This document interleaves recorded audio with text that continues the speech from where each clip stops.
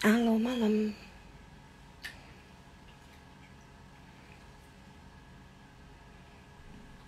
malam semua. Kita tunggu teman kita ya. Ada Vicky akan gabung sama kita malam ini.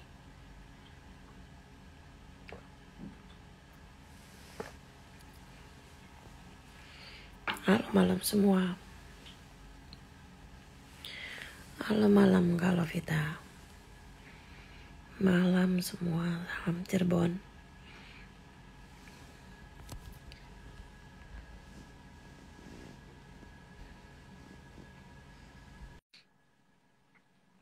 Halo siap berdiri.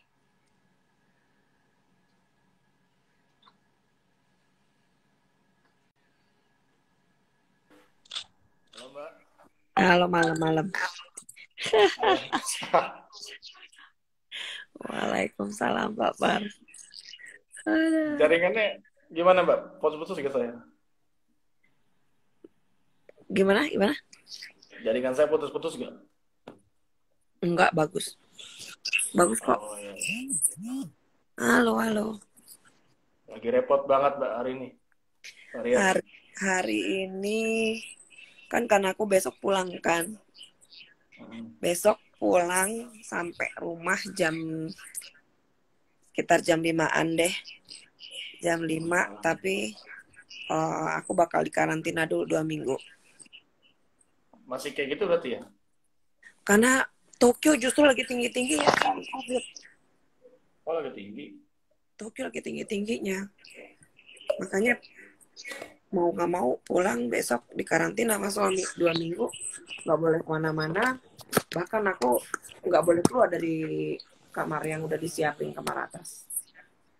Nggak boleh ada di Oh ruangan berarti di isolasi mandiri ya Mbak? 2 minggu. isolasi mandiri.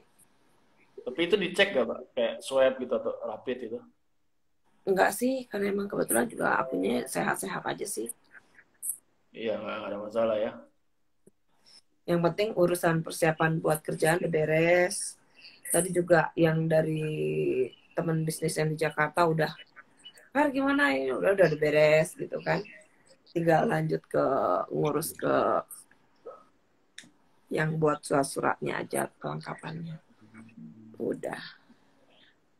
Gimana nih Mbak? Saya baca nih postingan Mbak yang terakhir nih. Apa nih? Hayo saya ikut dukung Pak. Asal jangan kayak yang sudah-sudah ya. Negara nggak boleh kalah sama preman. Iya. Tapi dia banyak yang buka suara ya Mbak soal ini ya. Alhamdulillah, ya harus dong. Masyarakatnya kan sekarang TNI-nya, Polri-nya lagi gencar-gencarnya nih kan, semua kan bergerak. Jangan sampai begitu dari Pangdamnya sudah bergerak, dari Kapoldanya yang baru sudah bergerak, mereka sudah bergerak, masyarakatnya diem aja, cuma serahin 100% ke TNI Polri, sama juga bodong gitu loh. Sebisa mungkin Iya. masyarakat harus tetap bisa bersuara sekeras mungkin. Negara nggak boleh kalah sama preman. Negara nggak boleh kalah sama teroris. Negara kita jangan sampai dipecah belah sama orang yang bolak-balik adu domba antar umat beragama, bolak-balik adu domba antar bangsa di negara kita nggak boleh. Mau dia keturunan, mau dia pribumi, kan nggak boleh sebetulnya kita ngomong pribumi. Mau dia keturunan apapun itu, selama dia warga negara Indonesia, dia adalah orang Indonesia. Udah itu titik, nggak pakai koma. Iya, saya lihat postingan hari ini kan ramai banget nih di berita nih. Di Medan, di Bandung, di Kudus, di mana lagi saya lupa, di Bali. Semarang. Semua ini kan diturunkan dan masyarakat pada nolak gencar. Kita sebut aja nolak ormas tersebut gitu loh. Udah nolak dan mereka adanya ini bukti bahwa masyarakat sekarang tuh udah berani, Mbak. Semua dari media sosial pun dulu kan banyak yang bungkam nggak berani ya karena resikonya tinggi kan, Mbak. Karena jujur aja kaum mereka tuh mau nyenggol orang tapi kalau disenggol mereka hal segala cara.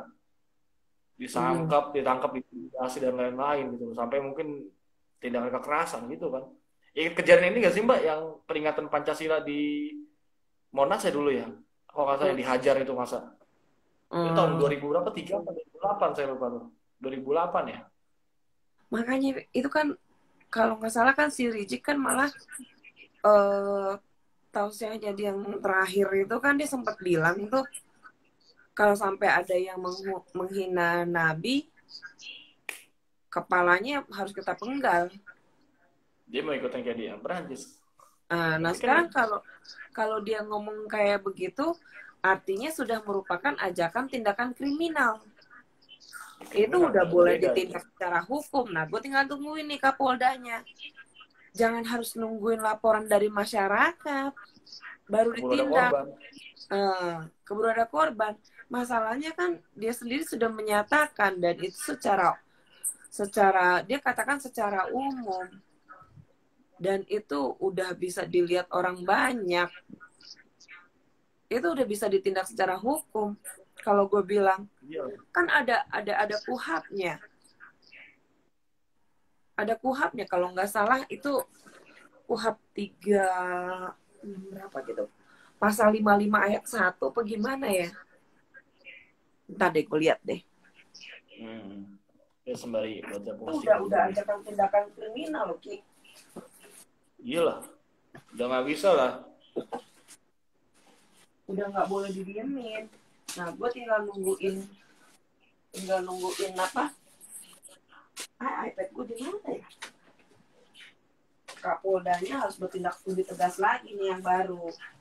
Yang baru emang berani sih, Mbak. Dari dia kasus Rizik dulu kan dia yang megang. Terus tentang yang Muslim Cyber Army dia yang tuntasin juga kasusnya. Dia emang kasusnya dia ke situ. Makanya sebenarnya ditunjuk ke situ strateginya bagus sih, Mbak. Karena yang lama nggak tahu ada yang ditakuti apa mungkin atau gimana, Mbak. Nggak berani gitu. Makanya kan jujur aja ya, gue maupun yang sekarang nih statementnya dari Pangdam ataupun statementnya dari Kapolda yang baru, kalau gue sih nggak mau langsung hayo nggak, ayo gue tantangin. Yang ada gue malah pengen nantangin mereka gitu loh.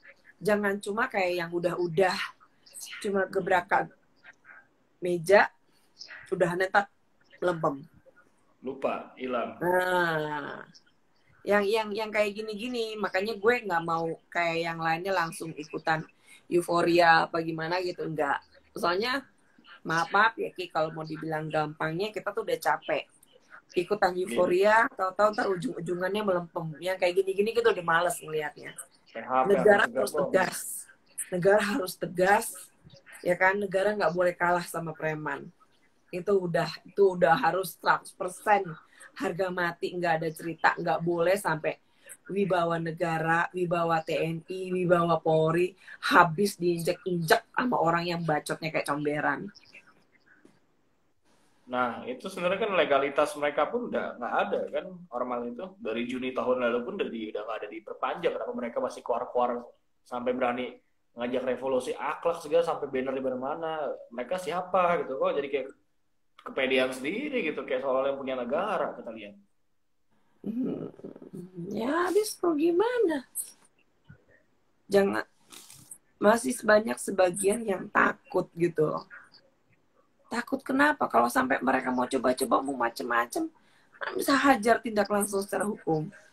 Dengan ajakan untuk menggal kepala orang aja kan udah boleh ditindak secara hukum itu. Karena saya ketemu satu video Mbak, si Rizik itu paham ISIS-nya disuarakan dan masanya itu pada bilang setuju gitu. Itu kan bahaya gitu. Paham ISIS di bawah Indonesia itu bahaya, mau dibikin kayak Suriah negara kita ini. Nggak ada urusan, nggak boleh itu, nggak ada yang negara kita nggak boleh dipakai. Tapi waktunya sekarang ya Mbak, masyarakat tuh gabung semua. Udah mesti berani. Udah harus banyak yang bersuara. Kalian bersuara, kalian nggak bersuara, kalian yang akan kalah. Jangan salah. Resiko kita terima juga nantinya ke depannya gitu ya. Jangan semuanya tinggal diserahin sama negara gitu loh. Jangan semuanya ini kan tugas TNI Polri, ya enggak juga, kitanya juga harus bisa bersuara. Benar. Kalau masyarakatnya sendiri nggak mau bersuara, ya mau sampai kapan pun nggak kelar-kelar. Kitanya harus bisa tegas tolak. Jadi kayak mobilisasi di masjid-masjid gitu kan sering terjadi kan oleh mereka. Itu masyarakat mesti melek dan mesti langsung tolak gitu ya harusnya.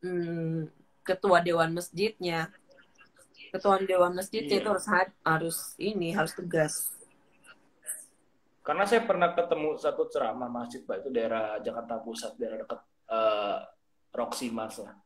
Saya waktu itu masih tahun berapa lah, masih bocah, masih kuliah, saya nggak tahu apa-apa. Tapi saya dengar, pokoknya mereka waktu zaman Ahok itu Mbak, darah mereka itu halal, kafir itu darahnya halal. Saya mikir, wah gila ceramah masjid kayak gini. Darah gue udah dihalalin nih. Dan itu pakai toa, gila itu yang denger kan banyak orang itu sakit. Dan saya bingung aparat kok saat itu kok diem aja gitu loh.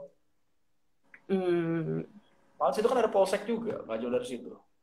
Nanti gue ya, ada orang yang pernah ancam gue, suruh hapus video-video politik gue dan segala macam. Ngakunya ketua FPI sekansai. Kansai itu di sini di Osaka. Tapi sekarang hidup dia udah dalam pantauan terus. Pantauan Tapi ada di kepolisian. sana emang ada juga Mbak. Ada sih. Ada. Banyak masa mereka.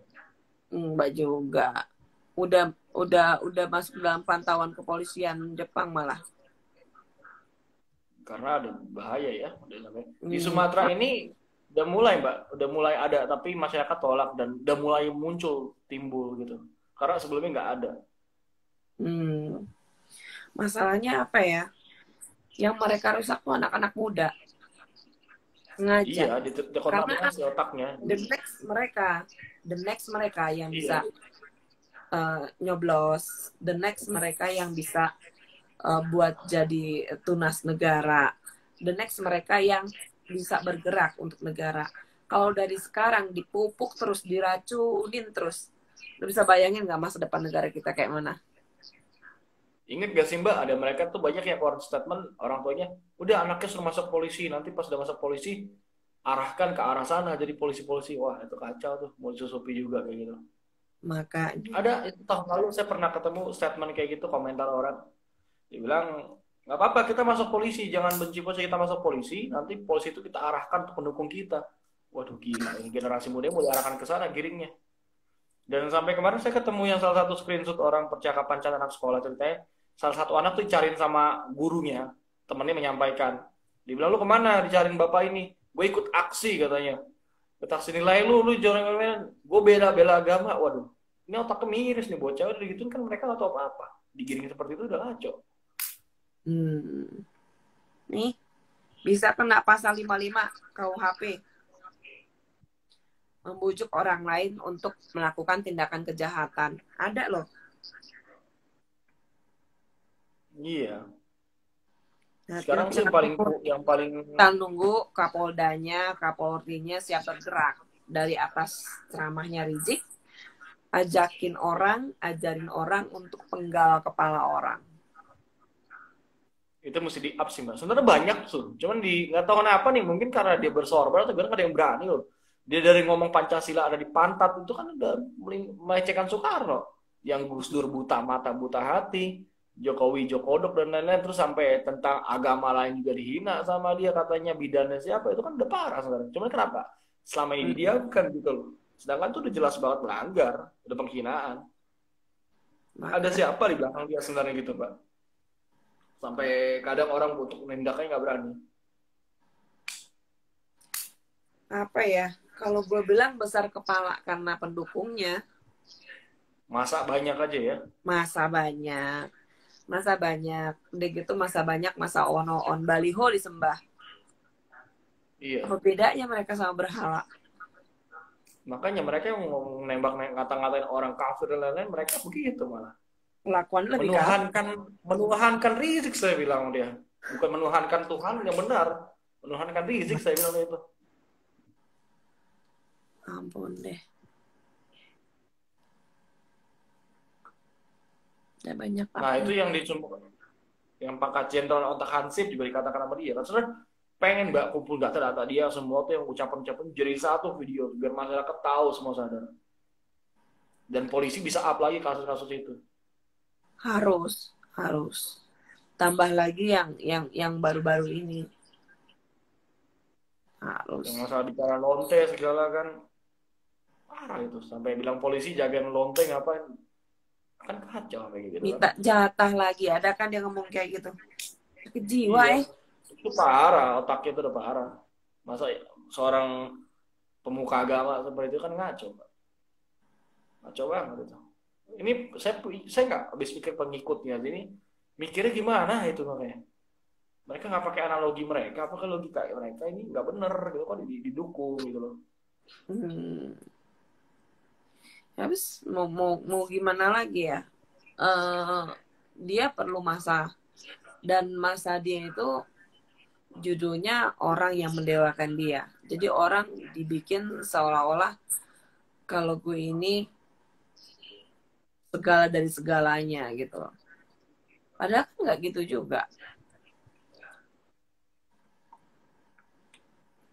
Iya, dan kayak eh apa namanya perusahaan bandara kemarin katanya mereka mau tanggung jawab mana? Kan bukan bagian dalam aja yang rusak, tamannya apa gitu segala macam. Lu kira nggak pakai Wow, duit merawatnya? besar itu dananya, buang anggaran lagi aja. Dan mereka Anggaran kok habis si itu pulang kok si Ades langsung nyamperin ya. Ada apa? Kok langsung ketemu ya? ada gubernur lagi yang musuhan. Banyak juga kan yang ketemuan. Iya. Yang bosnya yang punya semen Bosowa juga hadir. Minta ini kali dukungan. Itu lagi promosi ini Mbak, masa dia. Dia kemarin lagi promosi. Jadi masa gue banyak nih, ada yang mau pakai juga buat demo gitu. Parah, capek. Lalu kemarin soal tentang si Anies diundang di Nacho Siap, sebenarnya kenapa nggak dari dulu gitu ya? Kenapa baru sekarang kan diujuk-ujuk masyarakat mungkin. Tapi saya nggak yakin dengan orang ini. Hmm, apa ya? Kalau gue sih tetap mau lihat dulu. Jangan sampai kayak yang udah kita udah terlanjur percaya, tahu-tahu di tengah jalan gebrakannya makin melempem. Kita lihat aja dulu gebrakan mereka dalam 1-2 minggu ini. Kayak mana? Tapi harus dituntasin sih, Mbak. Dia masih berani sih, nggak bisa lah. Masa ormas menguasai negara, mereka semua udah main pangkat loh, kalau berani, Mbak. Yang kita lihat Nah, dari seragam-seragamnya, di sini ada pangkatnya apa, ada pangkatnya apa. Mereka kan kayak mau bikin instansi tersendiri. PDL lengkap full warna putih, dan mereka tuh ada namanya, saya ketemu gambarnya pas pam bib ya apa ya, pasukan pengamanan Habib belakangnya lah. Apa ini saya? Apaan sih yang kayak gitu? Dan mereka kan kalau masuk mereka daftar itu kan mereka dilatih dulu Mbak, di Gunung Salak selama berapa hari kayak ala-ala militer. Itu informasi pengakuan dari langsung anggotanya udah ngomong. Dilatih dulu dengan sombong dia ngomong kita makan singkong doang di hutan nggak makan apa-apa. Kita cabut singkong. Ada apa mereka dilatih sampai seperti itu gitu loh. hmm, tinggal masyarakat kitanya aja nih. Kita punya segalanya, tapi jangan sampai kita cuma sekedar survival doang, jangan cuma nonton. Iya nonton buat apa kita masih suara berani. Hmm. Cara elegan lah kita minimal kan udah masuk perang generasi kelima Mbak, perang cyber. Kita cyber aja kuatin sebenarnya. Gak usah turun ke jalan ikut dengan mereka makin jadi lah COVID lah. Ada Dan bisnya udah. Amerika sekarang sudah mengajukan atas kekalahannya Trump. Ngajuin dong naik banding. Apa bedanya sama kadrun Makanya. Amerika loh. Nah, ini yang pengen gue ingetin sama teman-teman. Kemenhan dari Amerika kan datang ke Indonesia. Menanyakan Indonesia itu dukungnya kemana? Ke Amerika atau ke Cina? Ini kalau gue bilang Menhannya Amerika ada bego-begonya juga. Ada gila-gilanya, ada bego-begonya, ada ngadi-ngadinya. Kenapa? Karena negara kita salah satu pendiri negara non-blok loh, Ki. Iya. Negara kita nggak akan bisa ngeblok belain Amerika atau belain Cina. Non-blok Dan kita ya. itu sudah tercatat dalam sejarah. Indonesia Sudah adalah negara non-blok. nggak berpihak kita itu. Nah, berarti kalau Kemenhannya nanya ke Pak Jokowi, Amerika dukung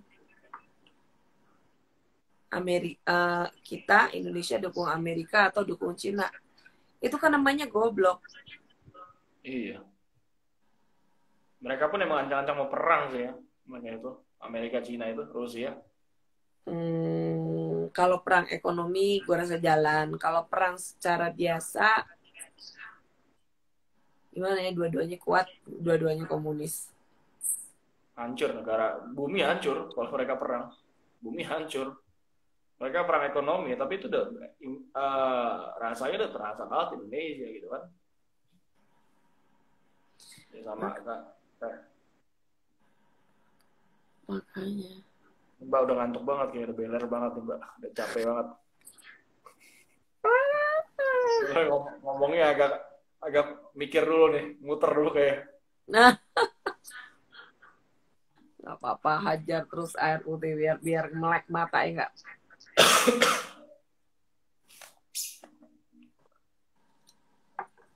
Ya, negara kita tuh negara non blok, jadi kita tuh nggak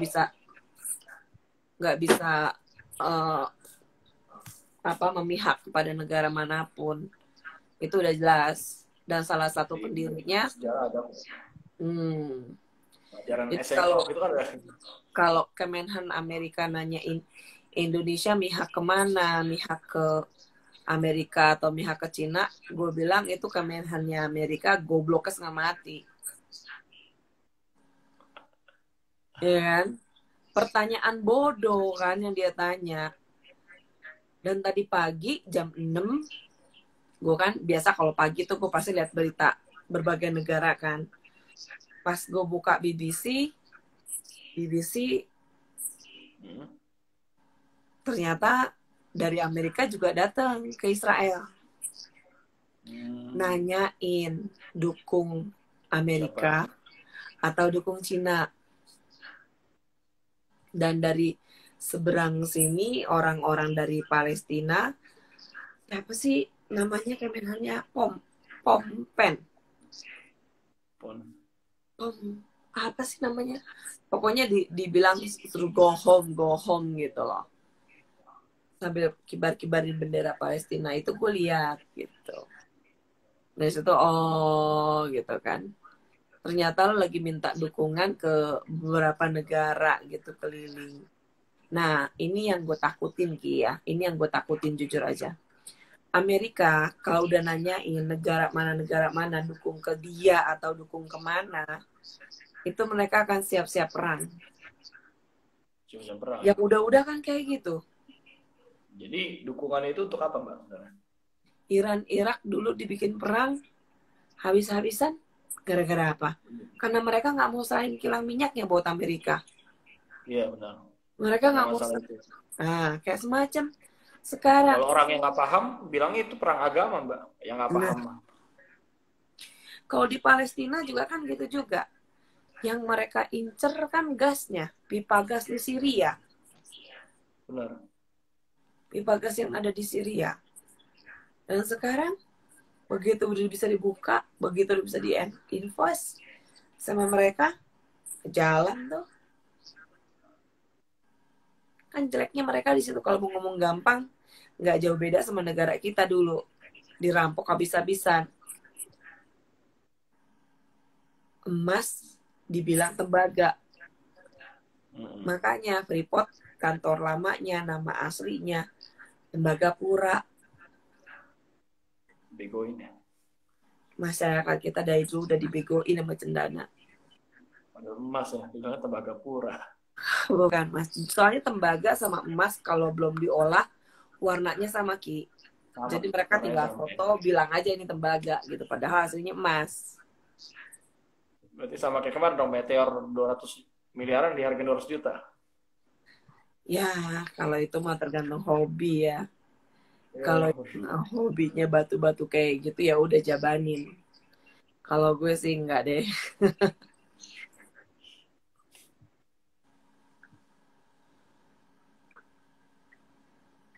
Nah, ini ada banyak informasi yang mengatakan 2024 pasangan yang maju juga Anies dengan Habib Rizik. Karena dia meniru dengan gaya Jokowi pada saat ini mengangkat ulama.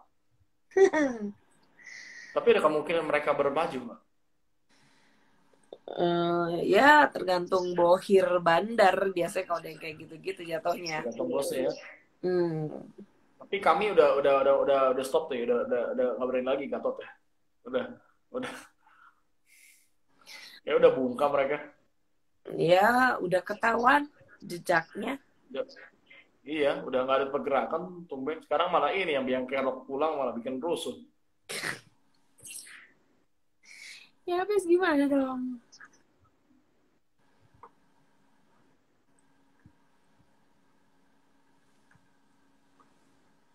Lagi baca komen dulu nih.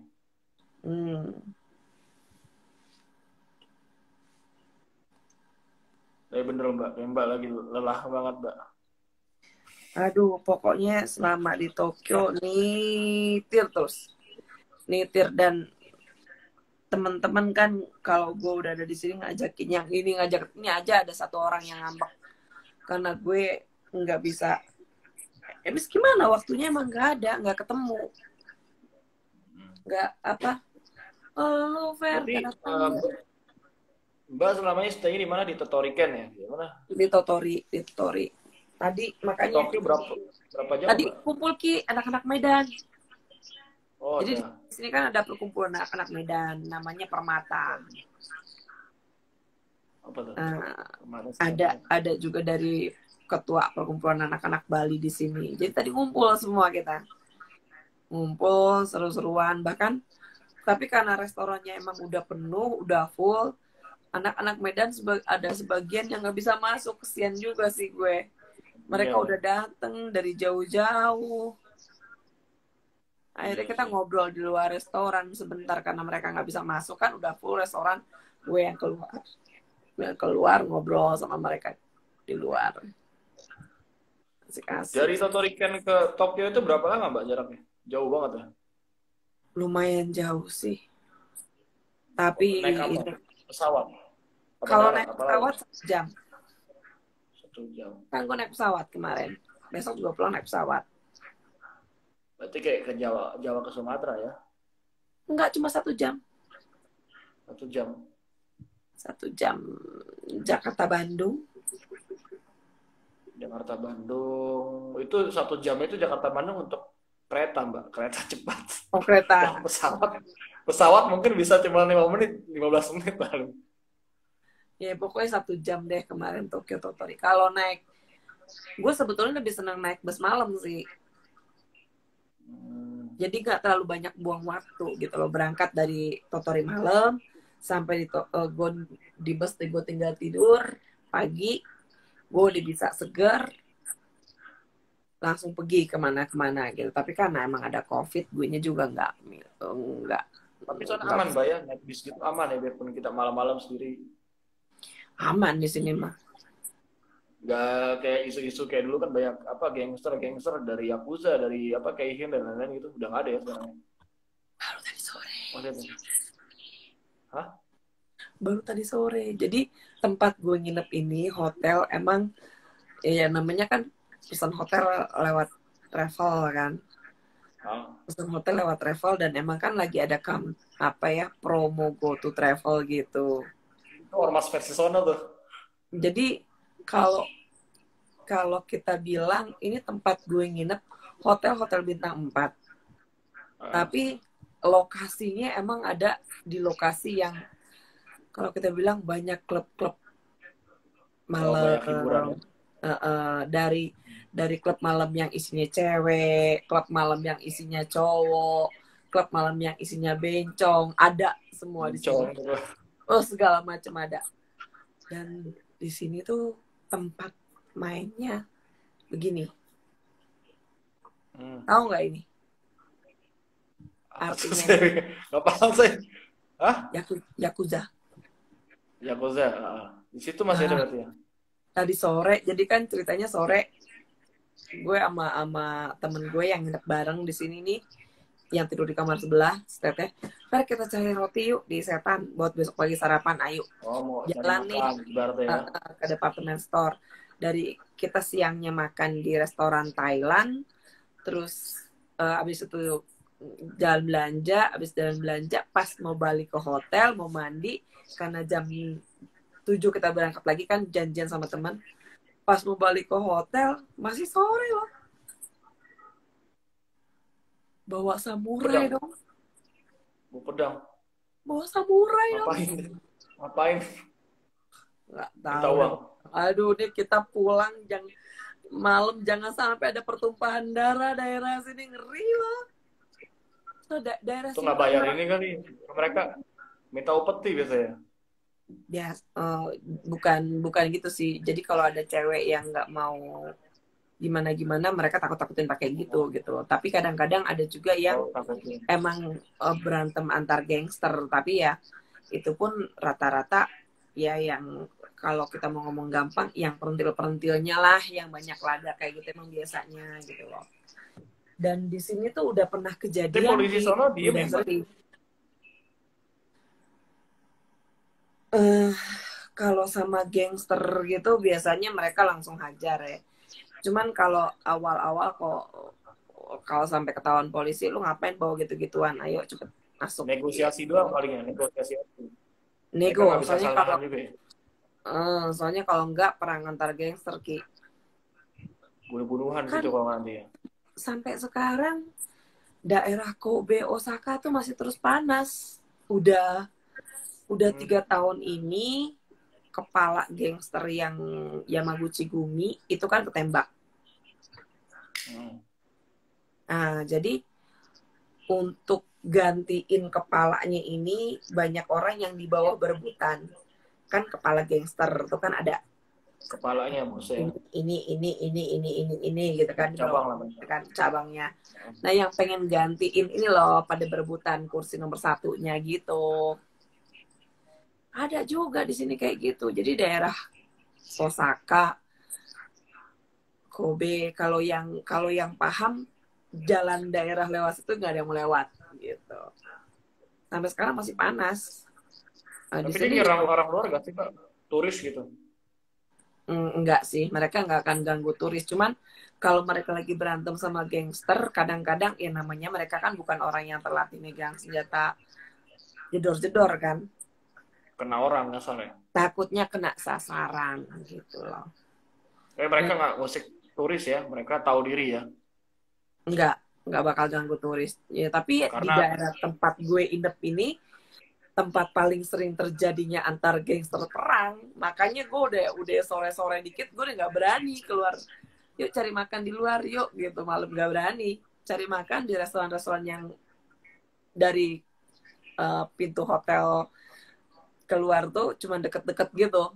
Jauh enggak deh. Nggak berani. Tapi ya lumayan sih, apa ya, kayak survival juga kan, pertama kali gitu gue nginep di daerah tempat kayak gini. Tadi sore ngeliat bener-bener yang emang aslinya ini bawa samurai gitu kan. Ih, cakep. Antara cakep tapi hati kedar-kedar juga. Iya, takut juga ya. Ngeri lagi. Tapi ini gimana? Intermezzo aja nih bahasa biar nggak serius amat. Iya, jangan terus-terusan ke ini, agak mencong-mencong dikit. Oke, balik ke serius yuk. Balik ke Indonesia. Minta foto tuh, Mbak. Katanya kalau Yakuza minta foto aja, Mbak. Menjauh lah. Tapi mereka kodenya tato ya, jelas ya, tato itu ya. Jadi mereka kalau bikin tato itu kan tergantung grup-grupnya mereka. Nah, bilangnya Gumi. Dia Gumi gitu loh. Jadi kalau Yakuza, kalau yang mau emang terkenal banget gangsternya itu, Yakuza tertua di Indonesia itu dari Aomori. Ada Jepang bagian atas.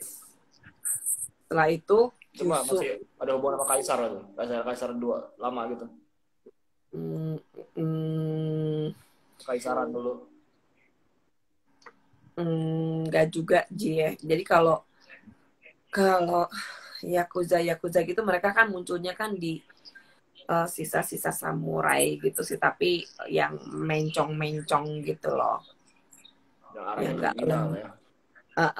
yang nggak lempeng kayak gitu. Tapi ya itu deh, main kalau udah ngegeng terus. Tapi ya udah sekarang nggak juga mainnya di cara-cara kotor.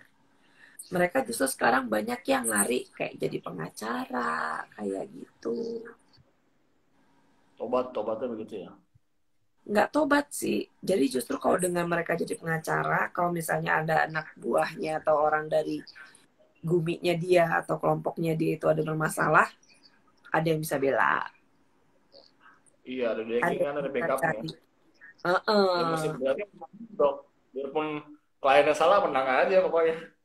Iya, jadi mereka siapin backup buat diri mereka sendiri. Itu ormas versi sono ya ibaratnya. Bedanya di Jelas. sini sama yang sono realistis aja gitu loh. Mainannya ini Dan sama ini. Mau bilang nggak sembarang apa? orang masuk gitu. Kalau sini kan siapapun bisa masuk kan. Kalau sono nggak sembarang masuk, sedikit tapi bahaya. Kalau sini kan rame-rame. Kalau di sini, kalau maaf, misalnya kita ngomong langsung, misalnya FPI ya, FPI buat kesalahan, paling kan udahannya paling diomelin gitu kan, selesai cerita. Kalau di sini buat kesalahan, potong jari. Iya, mereka potong jari hukumnya, potong jari. Hukum Kalau potong fatal jari. pun harakiri kan. Mereka kalau ngeliat ada orang yang jarinya sini dipotong segini atau segini, itu tinggal lihat aja, oh berarti dosanya dia segitu gitu di dalam grupnya dia. Tergantung dosanya ya. Kalau dosanya fatal segini dong berarti semua. Oh enggak. Kalau sampai fatal, lu paling cuma dikasih ini katana. Katana tuh yang samurai pendek, yang cuma segini. Iya. Udah suruh Bunuh diri ya. harakiri. Itu masih ada ya kayak gitu ya. Dan itu negara yang begitu sebenarnya yang orang tuh jadi disiplin juga sebenarnya. Ya kalau di sini kan kalau pengantin perempuan itu semuanya di pengantin perempuan nih kan di bagian obi itu yang bagian pinggang, yang bagian perut itu ada 2 yang diselipin, kipas sama pisau belati. Buat apa Mbak? Kata anak kecil. Jadi kalau masuk jadi mantunya orang Jepang, di saat suami kamu berbuat kesalahan, zaman dulu, di saat suami kamu berbuat kesalahan atau mau menutup malu si suami, si istri juga harus ikutan bunuh diri. Berarti jiwa setianya itu kuat ya? Iya, makanya dibekelin itu yang namanya katana. Sampai sekarang masih Mbak? Masih. Ki, lanjut live sebentar, Ki. Gue mau ke toilet sebentar, mau pipis sebentar. Saya nggak mau membantal nih. Halo, selamat malam teman-teman semua. Saya baca-baca komen aja. Ini banyak nih. Apa nih bahas? Ini sorry ya melenceng pembahasan. Jadi kita bahas soal tentang Yakuza Jepang karena Mbak Vera pun udah beler banget, udah ngantuk banget. Kalau bahas serius kayaknya beliau palanya puyeng gitu mau muter. Jadi bahasnya dia agak intermezzo aja sebenarnya. Tadi kita bahas sebelumnya kan soal tentang ormas dan juga tentang baliho, tentang penolakan ormas tersebut di mana-mana. Tapi mbaknya agak capek banget tuh, kayak lagi mikir keras banget sih. Halo semuanya, selamat malam. Halo. Seremnya jadi istri Yakuza, tapi mereka itu menerapkan sistem Bushido sih, ada 7 kepercayaan atau saya nggak tahu deh. Pokoknya salah satunya yang setia gitu, setia itu paling kuat sih. Jadi ketika menanggung malu pun tadi saya dengar ceritanya ketika suami ada malu dan istri menanggung malu harus bunuh diri bareng, menurut saya itu setia banget sih. Kalau Indonesia saya rasa nggak bisa kayak gitu. Di Indonesia suaminya melakukan kesalahan, istrinya kabur langsung. Itu Indonesia. Kalau di Jepang nggak seperti itu, setia banget. Halo semua, selamat malam. Tapi ada satu nilai positif yang bisa diambil sih, bahwa mereka negaranya berarti jiwa samurai itu masih bagus banget, masih tertanam di masyarakat walaupun udah nggak ini. Iya, di sana kan kayak kalau malu harus berdiri, kalau kita menanggung malu atau kesalahan itu kan di sini. Makanya mereka sekoruptor juga. Koruptor sana bagaimana, Bapak kabar? Apakah di sana ada koruptor juga sama seperti di sini? Oh, di sini lebih menyeramkan lagi. Ada beberapa, ya taruh deh ya. Ini salah satu politikus dari Nisto. Dulu dia orang yang uh, kasih ide untuk bangun Haneda Airport. Haneda Airport itu awal pembangunannya itu di eranya dia. Dan saat itu makan dia sama ya anak buahnya lah, ada beberapa orang, makan siang di salah satu restoran Korea. Makan siang di restoran Korea, di saat dia mau bayar, ditolak sama yang punya restoran. Karena yang punya restoran ngedukung dia. Terus minta foto bareng. Cuma itu tok loh, Ki. Dia makan sama anak buahnya cuma berapa, ya lumayan banyak sih, nggak dibilang banyak banget juga nggak nyampe. Ya wajar deh kalau pentolan tinggi diikutin berapa orang gitu kan, sekali jalan gitu kan. Iya, dan mereka makan cuman habis nanamang. Nanamang tuh kalau dirupiahin di Indonesianya cuma sekitar 8 jutaan, 8 juta setengah. Makannya Kiniko. Lo mau tahu setelah itu? Karena dia nggak punya resi pembayaran setelah makan dari restoran tersebut.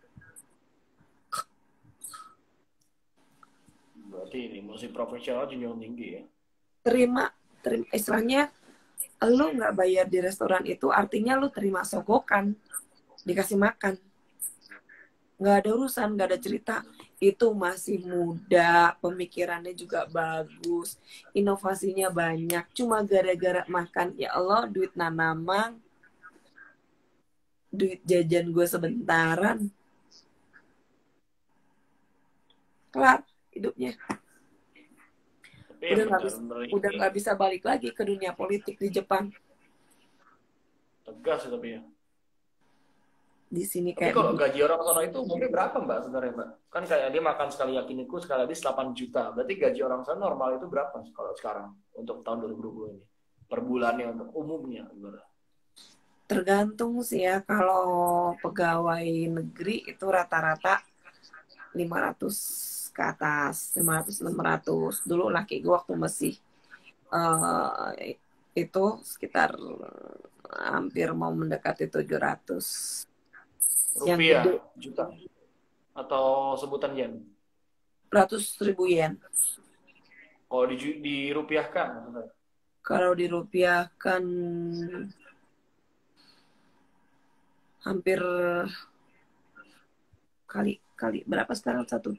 Sekarang lagi rendah, lagi turun ya. Lagi turun. Bentar deh.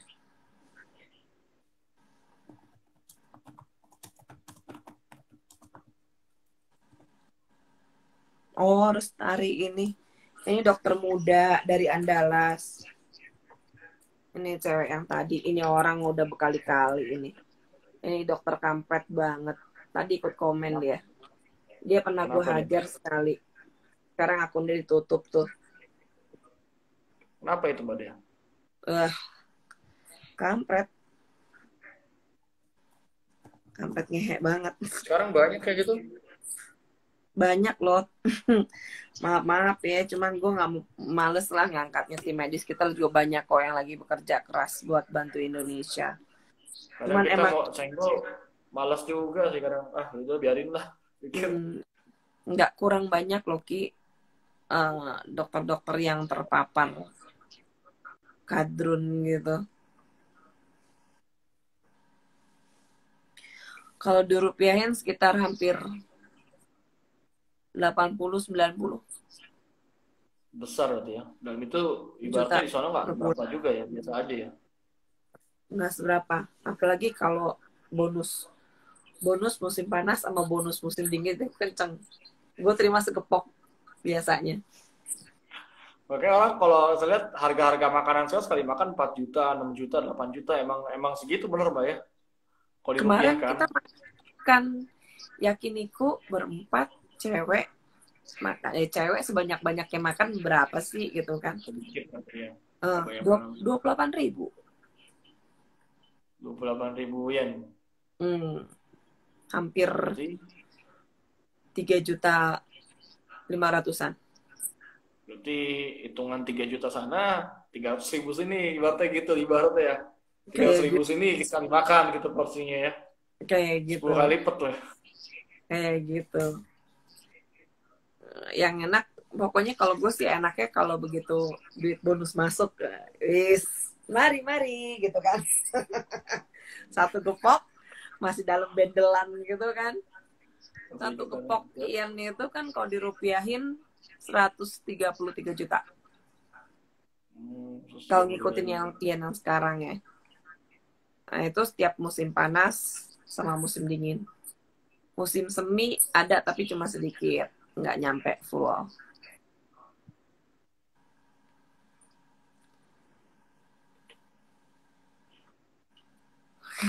Baru udah ngantuk makanya. Lebih mahal di Eropa ya jelas lah. Eropa masih mahal Mbak ya, masih tinggi ya. Ini sponsoring itu masih masih nomor 1 dunia kan. Nggak tahu juga deh. Cuman yang enaknya tuh, cuman kita di sini kan gaji dengan segitu pun biaya hidup di sini juga kan tinggi, Ki. Tahu sendiri, nggak ada yang murce. Jadi kalau mau Tapi dibilang, ada budaya yang patut ditiru di Jepang buat Indonesia sih Mbak. Sama orang tuh hormat selalu dimanapun ya mereka. Kita kalau di Jawa itu sungkem. Cuman kayak tradisi sungkem Indonesia itu udah mulai hilang Mbak. Jujur aja yang orang lewat agak nunduk itu udah hampir hilang gitu. Hampir hilang. ya habis masalah sih Ki ya. Kita kalau mau ngomongin seluruh orang, yuk hormatin yang lebih tua apa gimana. Kadang-kadang yang lebih tua udah terpapar di bawah ngaco. Jadi kita mau hormatinnya kayak gimana? Kayak model yang mulut comberan misalnya itu. Anak muda suruh ngormatin dia kayak gimana kalau mulutnya kayak begitu? Kan gila.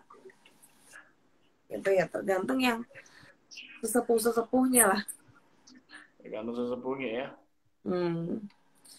Makanya itu tadi yang nanya tuh, gimana soal Pangdam hebat. Nah itu dia. Kalau gue sih tinggal statement ya. Gue nungguin tindakan selanjutnya. Maupun Ya. Pangdam maupun Kapolda siapapun itu, jangan cuma sekedar statement. Gue nungguin tindakan selanjutnya. Negara nggak boleh kalah sama preman. Harusnya udah dibubarkan lah. Itu kan udah habis izinnya pun udah ada. Itu ormas ilegal. Kenapa harus didiamkan gitu? Salahnya ada banyak.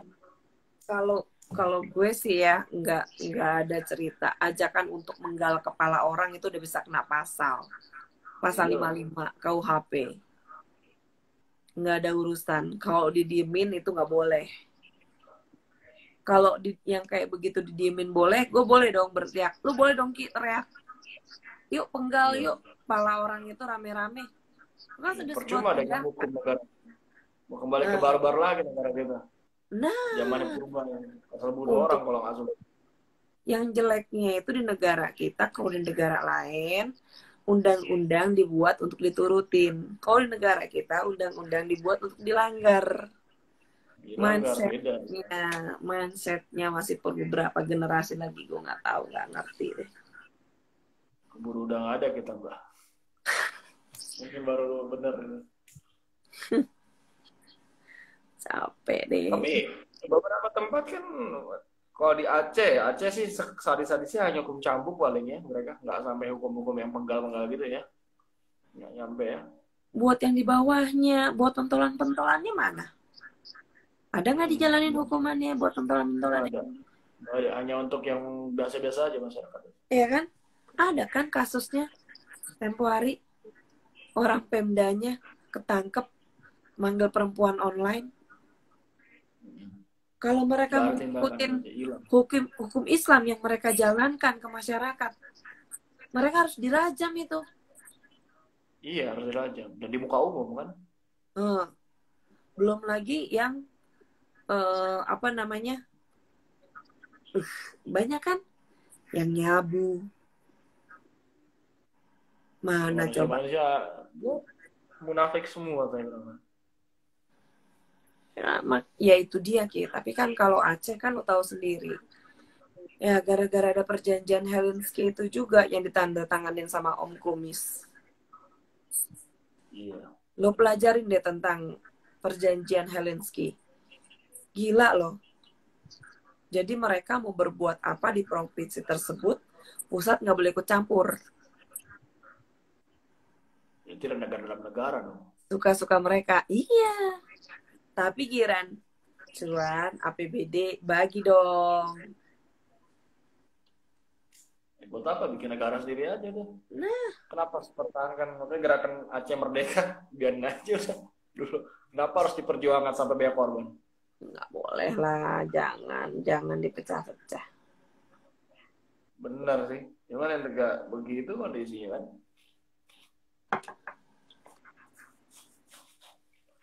Nah soal ini Mbak kan pada pura-pura sakit tuh.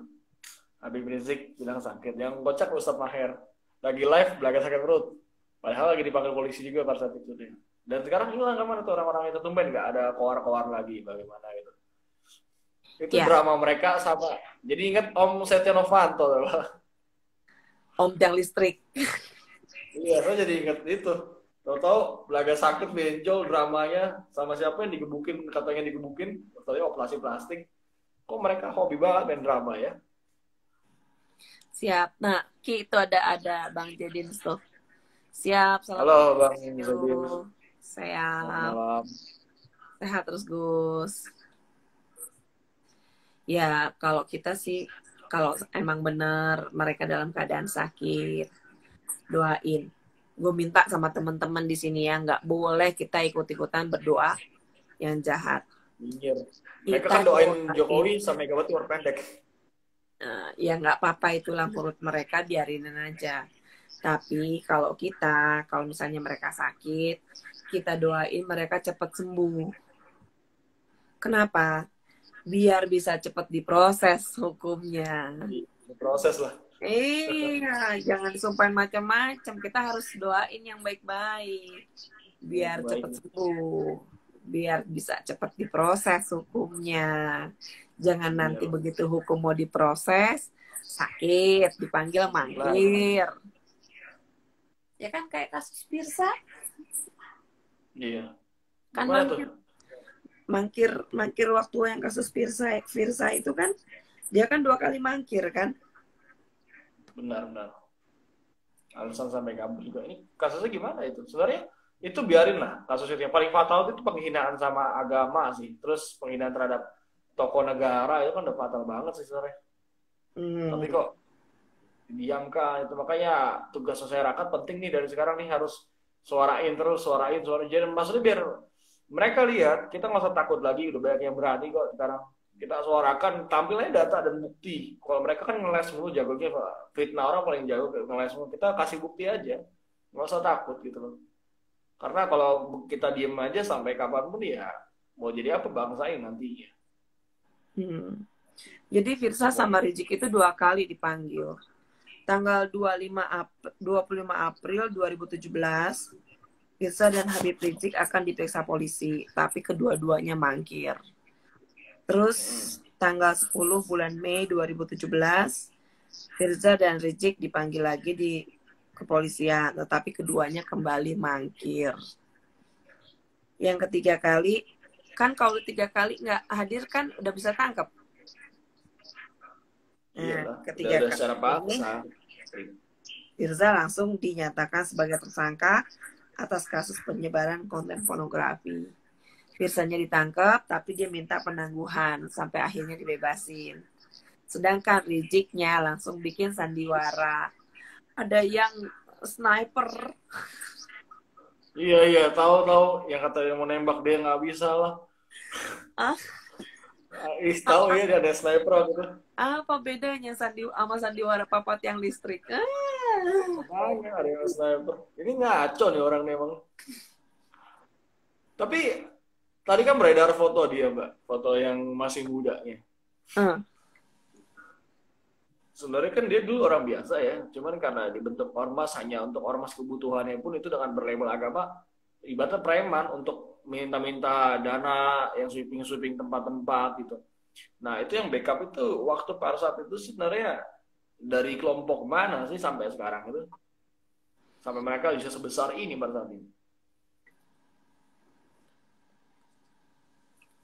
Masih soal ya KJ itu. Salah satu bohir, Bo. Ya kemarin kan dia ke sana kan. Katanya mau ini ternyata gak lama pulang. Sampai kasus Komodo pun sebenarnya kan dia juga yang bikin panas kan. Sampai hoax yang sebenarnya informasi 2013 dinaikin 2018 seolah-olah masyarakat sana. Sekarang Papua. Ada salah satu keponakannya juga invest juga loh di sana, nyari duit di sana juga loh. Makanya kan ada data-datanya. Sampai Papua sekarang coba diojok-ojok dipanasin lagi kan, aduh. Jago banget mereka setting ininya, giring opini masyarakatnya. Pinteran banget. Gaya dramanya, halunya, gede-gedein bacotnya. Udah mas banget deh gue. Bangke banget mereka.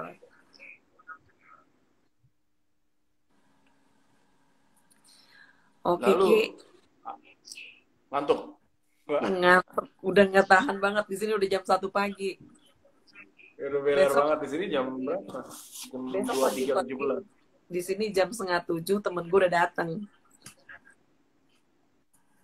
Pamit tidur ya. Oke, Mbak. Siap, Mbak. Thank you, Mbak. Thank you. Selamat malam, Mbak. Oke, ya, lanjut. Thank you. Nanti, Mbak, salam waras, Mbak. Salam waras. Siap. Salam waras buat semuanya. Ingetin sama teman-teman semua yang di sini, jangan ada yang mau berhenti suara. Tetap keep bersuara. Negara nggak boleh kalah sama preman. Naikin tagar, negara nggak boleh kalah sama preman. Negara nggak boleh kalah sama teroris. Naikin tagar rame-rame kalau perlu. Oke.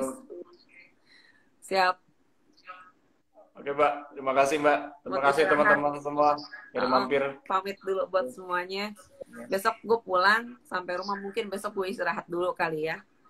Lusa baru gue bisa aktivitas lagi seperti biasa. Oke, salam waras buat semua. Jangan lupa ya, naikin tagar, salam waras. Negara nggak boleh kalah sama preman. Tetap merah putih, Mbak. Oke, siap. Tetap merah putih ya. NKRI harga mati. 100%. 100% harga mati.